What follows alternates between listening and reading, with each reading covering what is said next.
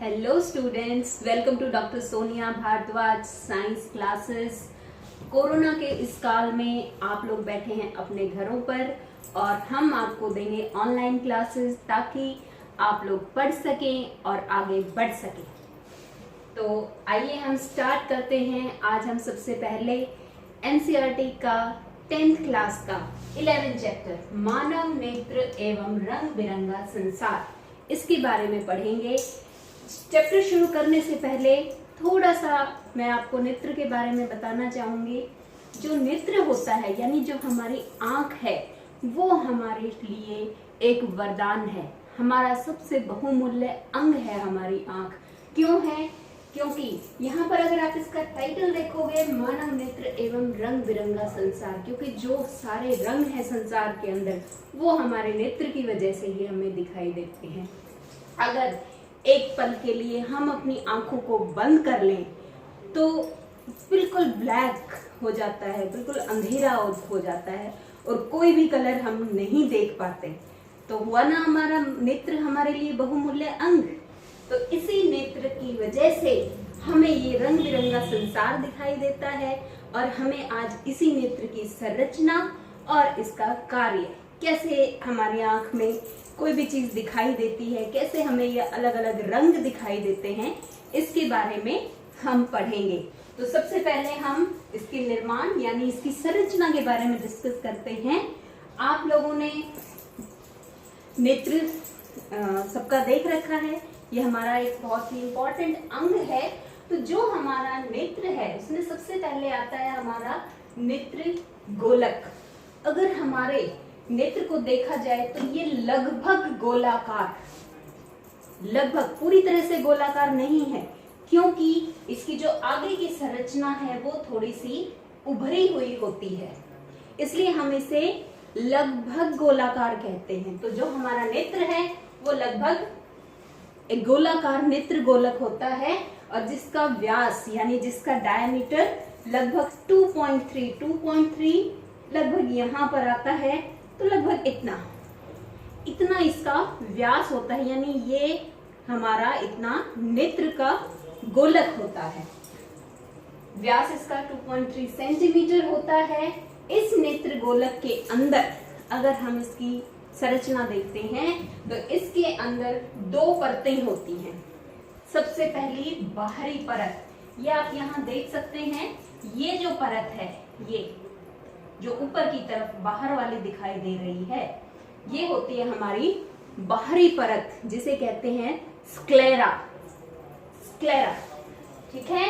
तो इसके अग्रभाग में एक पारदर्शी सतह होती है। ये जो हमारी स्क्लेरा है, इसका ये जो आगे वाला ये भाग है, यहाँ पर ये एक पारदर्शी सतह है जिसे स्वच्छ मंडल या कॉर्निया कहा जाता है। ये जो भाग है ये है हमारा स्वच्छ मंडल या इसी को हम कॉर्निया भी कहते हैं। ओके। इसके बाद अगर आप देखोगे तो इसके अंदर की तरफ भी एक परत दिखाई दे रही है। वैसे तो इसकी 3 परतें होती हैं, लेकिन हम 2 के बारे में ही पढ़ेंगे, बाहरी और आंतरिक परत। जो हमारी सेकंड वाली परत होती है इसको बोला जाता है कोरॉइड या रक्तक। कोरॉइड जो हमारी परत होती है इसमें हमारी रक्त कोशिकाएं, लाल रक्त कोशिकाएं होती हैं। ये जो हमारी परत है इसका रंग काला होता है। अब आप सोचेंगे आंख के अंदर काला रंग तो हमें दिखाई कैसे देगा और क्यों इसका रंग काला होता है?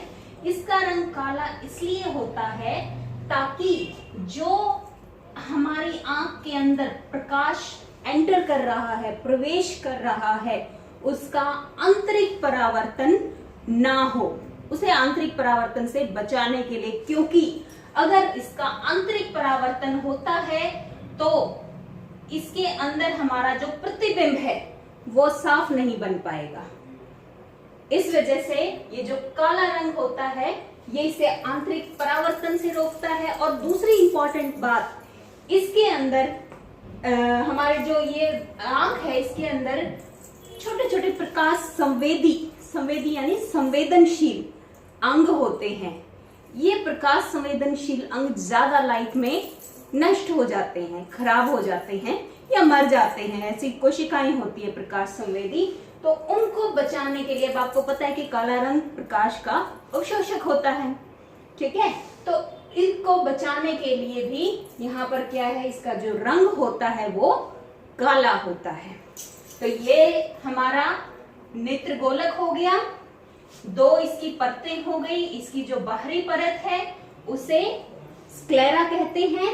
स्क्लेरा का ये जो उभरा हुआ भाग है, ये जो ट्रांसपेरेंट पारदर्शी आगे वाला उभरा हुआ भाग, इसे स्वच्छ मंडल या कॉर्निया कहा जाता है। इसके बाद हमने इसके आंतरिक परत के बारे में पढ़ा। आंतरिक परत जिसे रक्तक या कोरॉइड कहते हैं, और इसका जो काला रंग होता है वो आंतरिक परावर्तन को रोकता है, ताकि जो प्रतिबिंब है आंख के अंदर किसी भी वस्तु का वो एकदम साफ बन सके। तथा अति प्रकाश संवेदी यानी बहुत ज्यादा प्रकाश के लिए जो संवेदनशील अंग होते हैं, जिनसे उन अंगों को, ज्यादा प्रकाश से उन अंगों को नुकसान पहुंच सकता है, तो ये उन अंगों को भी बचाता है। इसके बाद परितारिका।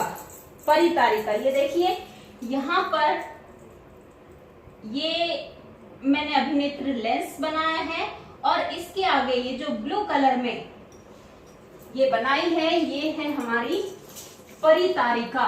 ये वाला भाग जो हमारा लेंस मैंने बना रखा है ब्लैक कलर में, उसके आगे ब्लू कलर में मैंने परितारिका बना रखी है।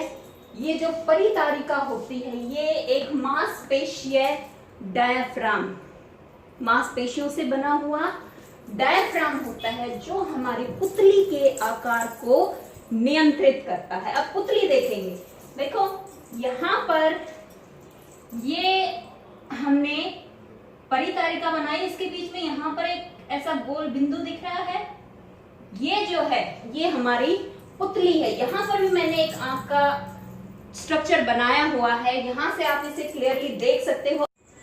अगर हम किसी की आंख को सामने से देखते हैं तो कुछ इस तरह की दिखाई देगी। ये जो पोर्शन है ये हमें सफेद रंग का दिखाई देता है, इसको हम कहते हैं स्क्लेरा। जो हमने बाहरी परत के बारे में पढ़ा था, ये नेत्र गोलक की दीवारों में दो परतें होती हैं, एक वाइट पोर्शन होता है, ये हो गई हमारी स्क्लेरा, जो सामने से आपको वाइट पोर्शन दिखाई देता है। उसके अंदर आपको एक बड़ा सा गोले जैसा सा स्ट्रक्चर दिखाई देता है, वो होती है हमारी परितारिका, जिसके बारे में अभी हम देख रहे थे कि परितारिका क्या है, एक मांसीय डायाफ्राम है जो हमारी पुतली के साइज को, अब पुतली कहाँ है, अगर इस गोले को ध्यान से देखें तो इसके अंदर एक और हमें काला बिंदु दिखाई देता है, वो होती है हमारी पुतली।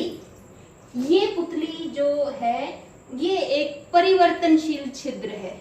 परिवर्तनशील यानी जिसका साइज चेंज हो सकता है, घट सकता है, बढ़ सकता है, और इसके साइज का घटना और बढ़ना ये कौन कंट्रोल करता है, ये करती है हमारी परितारिका। तो परितारिका हमारी पुतली के आकार को नियंत्रित करती है।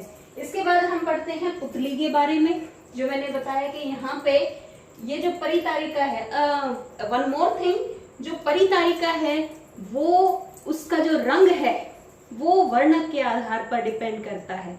कई लोगों की आपने देखी होंगी ब्लैक कलर की आईज दिखाई देती है, वो एक्चुअली परितारिका होती है जो ब्लैक कलर की होती है। बहुत से लोगों की ब्राउन कलर की होती है, ग्रीन कलर की होती है, इवन कुछ की ब्लू कलर की भी होती है, कुछ की भूरे रंग की होती है। तो ये परितारिका के वर्णक, आंख में मौजूद वर्णक के आधार पर अलग अलग लोगों में इसका जो रंग है वो अलग अलग हो सकता है। इसके बाद पुतली एक परिवर्तनशील छिद्र है, जैसे मैंने अभी बताया कि उसका जो आकार है वो चेंज हो सकता है, घट सकता है, बढ़ सकता है। ये क्यों ऐसा होता है कि आकार घट या बढ़ सकता है? जब आपने देखा होगा कभी आप एकदम से तेज रोशनी में जाते हैं तो आपकी आंखें छोटी हो जाती हैं, ऐसा लगता है कि जैसे आंख छोटी होगी। क्यों? क्योंकि जो हमारी पुतली है, पुतली का साइज छोटा हो जाता है, और ये कौन कर रहा है? ये कार्य करने का काम परितारिका कर रही है। क्यों ऐसा होता है? ताकि एकदम से बहुत ज्यादा प्रकाश हमारी आंख के अंदर ना जाए और हमारी आंख को कोई नुकसान ना पहुंचे। क्योंकि अगर एकदम से बहुत ज्यादा प्रकाश में हम गए और एकदम से बहुत ज्यादा प्रकाश हमारी आंख के अंदर चला गया तो उससे हमारी आंख को नुकसान पहुंच सकता है और ये बड़ा भी हो जाता है पुतली का साइज। जैसे मान लो हम बाहर काफी धूप है, वहां से जैसे ही हम किसी अंधेरे कमरे में आते हैं या ऐसे कमरे में आते हैं जहां कम रोशनी है, तो वहां पर आते ही एकदम आंख का साइज ऐसे बड़ा हो जाता है, ताकि क्योंकि एकदम से हमें वहां की चीजें दिखाई नहीं देती, उस समय आंख के अंदर ज्यादा प्रकाश जाने की जरूरत होती है और इस वजह से जो पुतली का साइज है वो भी बढ़ जाता है। तो पुतली क्या है? एक परिवर्तनशील छिद्र है जो आंख में प्रवेश करने वाले प्रकाश की मात्रा को नियंत्रित करता है। इसके बाद हम बात करते हैं अभिनेत्र लेंस के बारे में। अभिनेत्र लेंस हमारा क्या होता है? देखो, ये हमारा स्वच्छ मंडल और यहाँ पर ये हो गई हमारी परितारिका और यहाँ पर ये बीच में हो गई हमारी पुतली।